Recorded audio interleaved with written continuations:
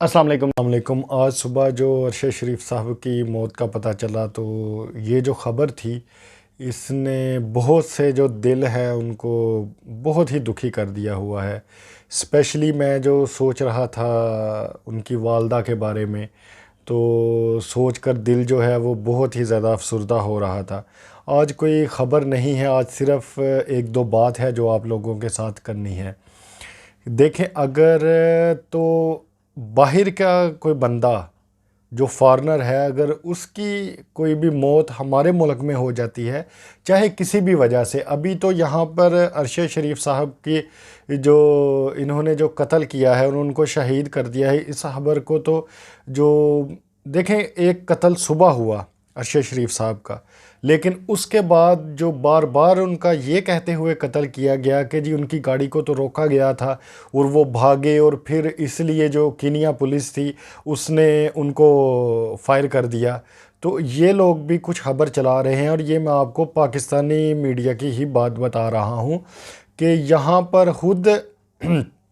जो सहाफ़ी बरादरी है वो एक दूसरे का किस तरह से कत्ल कर रही है। और इस कदर जो नफ़रत और बातें जो सुबह मैं सुन रहा था की जा रही थी कि देखकर एक दफ़ा दिल में ये सवाल आ रहा था कि ये लोग जो आज बातें कर रहे हैं, क्या इन लोगों ने कल को नहीं मरना। और इस कदर जो एक अजीब सी वो कंडीशन बन गई हुई थी।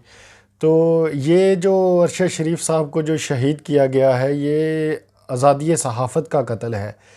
और सबसे पहले जो बात है वो ये है कि वो पहले गए थे दुबई में,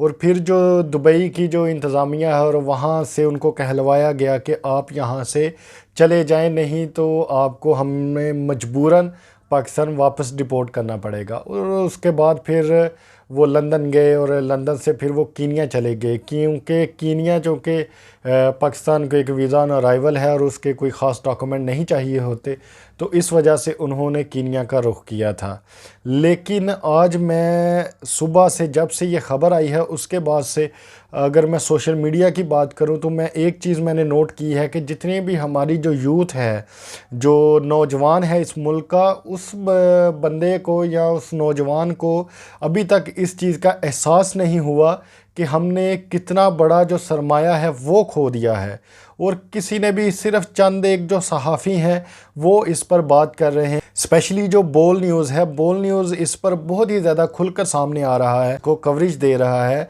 बड़े ही अच्छे तरीके से। लेकिन मैं सोच रहा था कि जो दूसरे हमारे जो मीडिया चैनल्स हैं वो शायद वो भी यही काम करेंगे, लेकिन उन्होंने तो जो सारी कहानी है वही चेंज कर दी है। तो इस वक्त हमें यहाँ पर ये सोचना चाहिए कि आज अगर अरशद शरीफ है तो कल को कोई और भी हो सकता है।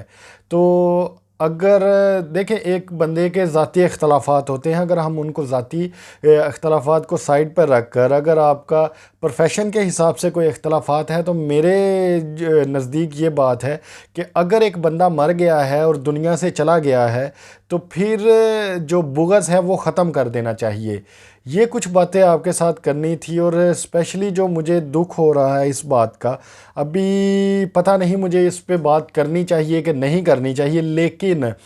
कुछ महीने पहले इंडिया में एक कत्ल होता है एक पंजाबी सिंगर का। और जितनी मैं इंडियन मीडिया की बात नहीं कर रहा, मैं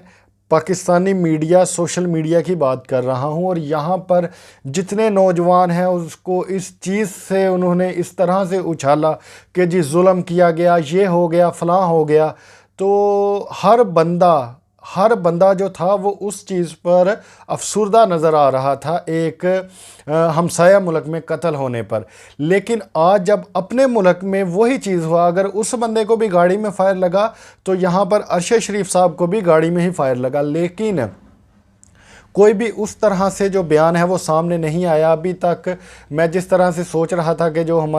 हमारे जो वज़ीर ख़ारजा हैं, मैं सोच रहा था कि उनकी तरफ से शायद कोई सीरियस चीज़ सामने आ जाए, लेकिन वो अभी तक तो नहीं आई। लेकिन प्राइम मिनिस्टर साहब की तरफ से एक जो उनके लिए जो दुआ की गई उनकी फ़ैमिली के लिए, वो एक बात जो सामने थी वो आ गई थी। तो अपनी दुआओं में बहुत याद रखिएगा अरशद शरीफ साहब को, और उनकी मग़फ़िरत के लिए दुआ कीजिएगा, और उनकी फ़ैमिली के लिए अल्लाह पाक उनको सब्र अता करे। अल्लाह हाफ़िज़।